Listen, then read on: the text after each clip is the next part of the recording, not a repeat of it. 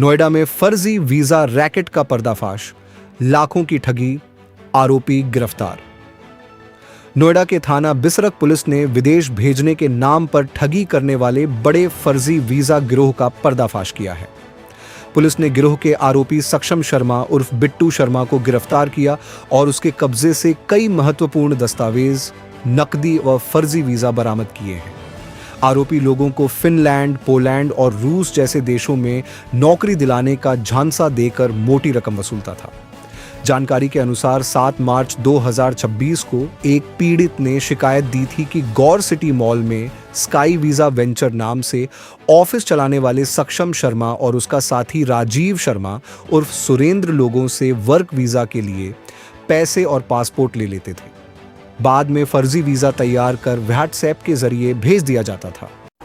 थाना बिसरक police team के द्वारा एक सराहनीय कार्य हुआ, जिसमें फर्जी और कुटर्चित वीजा बनाने वाले गिरोह का पर्दाफाश हुआ। इसमें एक आदमी की गिरफ्तारी सुनिश्चित की गई है। ये लोग मूल रूप से हरियाणा के निवासी है और इसमें एक व्यक्ति का और भी नाम सामने आया है जो इसकी भविष्य में गिरफ्तारी सुनिश्चित की जाएगी। ये लोग फर्जी और कुटर्चित वीज़ा बनाते थे और लोगों से 80,000 से लेकर 1 लाख रुपए तक पेमेंट लेते थे और विदेश भेजने के नाम पे, वीज़ा बनाने के नाम पे ये लोग ठगी किया करते थे। जब ये लोग वीज़ा बनाते थे और उसको प्रोवाइड करते थे और उसके बाद जब जो भी बुकिंग होती थी, जिस दिन ये लोग की फ़्लाइट बुक करते थे, उसके फ्लाइट जिस दिन की बुक होती थी उसके पहले ये लोग अपना ऑफिस बंद करके भाग जाते थे, ताकि जब लोग एयरपोर्ट जाते थे वहाँ उन्हें पता लगता था कि उनका टिकट और उनके वीज़ा फर्जी हैं, और जब वो ऑफिस आते थे तो उन्हें ऑफिस बंद मिलता था। इसकी सूचना हमको पहले से मिल गई थी और वादी के तहरीर संगत धारा मुकदमा पंजीकृत किया गया। इन्होंने पहले भी पानीपत में और मेरठ में इसी तरीके का फ्रॉड किया है, जिसके वहाँ पे मुकदमे भी पंजीकृत किए गए हैं। इसमें जो व्यक्ति की गिरफ्तारी बची हुई है, जल्दी उसकी गिरफ्तारी भी सुनिश्चित की जाएगी। इनके पास से हमें बहुत सारे पासपोर्ट, कूटरचित visa, visiting card, letter heads, mobile phones और कुछ कैश अमाउंट बरामद भी हुआ है। क्या फिजिकली मुलाकात भी होती थी पीड़ितों की या हाँ, इन लोगों का एक यहाँ पे एक शॉप इन्होंने सेटअप कर रखी थी। उस शॉप में ये लोग बुलाते थे और वीज़ा रख लेते थे और उसी वीज़ा में बाद में ये लोग स्टैम्प करके या स्टेपल करके वीज़ा को लोगों को प्रोवाइड करते थे। हमारे माध्यम से आप क्या कहना चाहेंगे लोगों को, क्या सावधानियां बरतनी चाहिए इस तरह की चीज़ अगर आप करवा रहे हैं? अगर किसी भी व्यक्ति को वीज़ा चाहिए तो उस पर्टिकुलर देश ने जिस एजेंसी को अधिकृत किया गया है या उस पर्टिकुलर कंट्री की एम्बेसी के माध्यम से ही वीज़ा लें। किसी भी इस तरीके के एजेंट जो आपको फर्जी वीज़ा प्रोवाइड कर सकते हैं उनसे दूर। पूर्वी दिल्ली के पटपड़गंज इंडस्ट्रियल एरिया थाना क्षेत्र में डीडीए की खाली जमीन पर 31 वर्षीय युवक पुष्पेंद्र उर्फ आकाश का शव मिलने से इलाके में सनसनी फैल गई। यह घटना टेल्को टी पॉइंट के पास हुई, जहां 8 मार्च 2026 को पुलिस को अज्ञात व्यक्ति के शव की सूचना मिली। सूचना मिलते ही पटपड़गंज इंडस्ट्रियल एरिया थाना पुलिस तुरंत मौके पर पहुंची और जांच शुरू की। पुलिस के साथ अपराध शाखा और फोरेंसिक टीम ने घटनास्थल का बारीकी से निरीक्षण किया। प्रारंभिक जांच में किसी प्रकार की संदिग्ध गतिविधि या हत्या का स्पष्ट संकेत फिलहाल सामने नहीं आया है। जांच के दौरान मृतक की पहचान मंडावली के स्कूल ब्लॉक निवासी पुष्पेंद्र उर्फ आकाश के रूप में हुई। उसके पिता का नाम बुद्धपाल सिंह बताया गया है। पुलिस ने शव को कब्जे में लेकर पोस्टमार्टम के लिए भेज दिया है। अधिकारियों का कहना है कि पोस्टमार्टम रिपोर्ट आने के बाद ही मौत के वास्तविक कारण का पता चलेगा। युवक की मौत से नाराज परिजनों ने मंडावली थाना के बाहर शव रखकर प्रदर्शन किया और दिल्ली पुलिस के खिलाफ जमकर नारेबाजी की। आकाश के नाम से फेमस है, यूट्यूब पे आउटफिट वाई आकाश इंस्टाग्राम पे पेज है, 4 लाख फॉलोअर हैं। मेरा तो वही था, रोजाना की तरह घर से निकला अपना मार्केट के लिए, मार्केट से नहीं आया तो देखते रहे। 7 तारीख को ही मैं जैसे ही जब बात हुआ मैं यहीं पर आया हूँ कंप्लेंट कर, FIR की कॉपी दे दी, उसके बाद बैठ गए। कोई भी हमारे सामने कुछ भी इन्होंने नहीं किया। अच्छा, ये बताइए कि आप लोग थाने पर क्यों प्रदर्शन कर रहे हैं, क्या वजह है? प्रदर्शन ये कर रहे हैं कि मेरे बेटे की जान चली गई और इन्हें कुछ भी पता नहीं। अभी इंटीमेशन ये भी नहीं दिया कि तुम्हारा बेटा खत्म हो गया, कोई इंटीमेशन नहीं है। मेरे तो और लोग पूछ रहे थे मीडिया वाले, इंटीमेशन दिया है, लेकिन दिल्ली पुलिस का कोई नहीं आया। तो चलो, जो यहाँ के सचिन जो आई हुए हैं ना, उन्होंने सोते सो रहे हैं वो और हमको भेज दिया कि जाके तुम वहाँ देखो, आप चले जाओ, आप ढूंढो। खुद कपड़े उतार के अपने घर चले जाते हैं वो। तो क्या वो हमारे साथ? हाँ, सचिन ने पैसे भी लिए हमसे। किसी के पैसे लिए? किसी वजह को जांच करने के लिए जब जाएंगे, जब वो आराम से सो रहे थे। दिल्ली पुलिस के एक आईओ ने आपसे 10 लाख की रिश्वत ली। हाँ जी, ली। क्यों ली? यही कि हम जब जांच करेंगे, एफआईआर वगैरह मंगाएंगे, हम देखेंगे, जांच करेंगे। सचिन है जो भी। भाई साहब अच्छा, मौत कैसे आप लोग कैसे लग रहा है आप लोगों को? मर्डर हुआ है? हमें तो मर्डर हुआ है, मारा गया है। कितने दिन से गायब था बच्चा? 7 तारीख मतलब 6 तारीख की रात को गायब हो गए थे। अच्छा, 7 तारीख को कंप्लेंट करी, 7 तारीख को रात को 12 बजे कंप्लेंट हो चुकी है।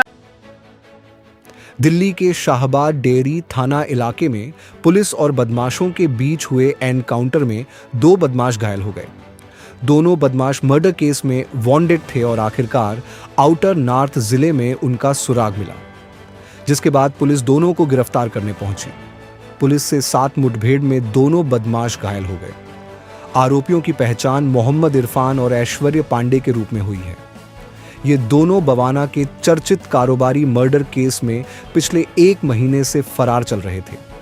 जांच में खुलासा भी हुआ है कि इस मर्डर के तार विदेश में बैठे गैंगस्टर रणदीप मलिक और अनिल पंडित से जुड़े बताए जा रहे हैं। कारोबारी की हत्या की जिम्मेदारी भी सोशल मीडिया पोस्ट के जरिए ली गई थी। एक काफ़ी अच्छा काम हुआ है डिस्ट्रिक्ट आउटर नॉर्थ डिस्ट्रिक्ट में। इसमें हमारे डीसीपी आउटर नॉर्थ हरेश्वर स्वामी की लीडरशिप में और इनकी खुद जो है जो चेकिंग चल रही थी उसी में जो है उनके पास कुछ इन्फॉर्मेशन आई कि कुछ हमारे वांटेड क्रिमिनल हैं वो जो भागे हुए हैं हमारे एक सेंसेशनल मर्डर केस में। उनके नाम इनके सामने आए तो उसके लिए इन्होंने ट्रैप लगाया अपनी टीम के साथ। और लास्ट नाइट एनकाउंटर में जो है ड्यूरिंग एनकाउंटर लास्ट हुआ है उनका 2 वांटेड क्रिमिनल जिनके बाद में नाम पता चले मोहम्मद इरफान और ऐश्वर्य पांडे, ये पकड़े गए हैं। और इन्होंने जो है पुलिस ने भी सेल्फ डिफेंस में जो है फायर किया। जब उनको ओवरपावर करने की कोशिश की, उन्होंने पुलिस पार्टी पे फायर किया तो सेल्फ डिफेंस में भी इन्होंने फायर किया और उनको ओवरपावर किया। अभी फ़िलहाल ये दोनों इंजर्ड हैं, हॉस्पिटल में एडमिट हैं, मोहम्मद इरफान और ऐश्वर्य पांडे। बैकग्राउंड में मैं बता दूं कि 9 फरवरी को एक इंसिडेंट हुआ था, बवाना थाने का इंसिडेंट है, जिसमें वैभव गांधी नाम के एक बिजनेसमैन जो है ड्यूरिंग डे टाइम उस पर फायर हुआ था, जिसमें उसकी डेथ हुई थी। उसमें कुछ एसेलेंट्स थे जिनके इंफॉर्मेशन आई जैसे जैसे नाम आए और टीम ने काफ़ी अच्छा काम किया। और उसमें उसी एफर्ट्स में जो है 5 क्रिमिनल ऑलरेडी इसमें पकड़े जा चुके हैं इस केस में, जिसकी एलेबरेट प्रेस ब्रीफिंग हमारे special CP law and order zone 1 साहब ने 15 तारीख को की थी। उसी के कंटिन्यूएशन में जो है ये हमारा इंफॉर्मेशन जो वांटेड क्रिमिनल है, काफ़ी डेस्परेट क्रिमिनल हैं ये दोनों, उसी की तलाश भी जारी थी। उसी मुहिम में ये कल रात इनका एनकाउंटर हुआ इनके साथ और जो है ये दोनों पकड़े गए हैं। जब पहले जो राउंड में जो पकड़े गए क्रिमिनल उनके नाम है रवि, और मैं याद दिला दूँ रवि, दूसरा है संजय अलियास ताऊ जो कि मेन मास्टरमाइंड था, तीसरा है अरुण जो उस टाइम पर जब पकड़े गए तो उस टाइम पर भी वो ड्यूरिंग एनकाउंटर जो है पुलिस का हुआ और वो पकड़ा गया था।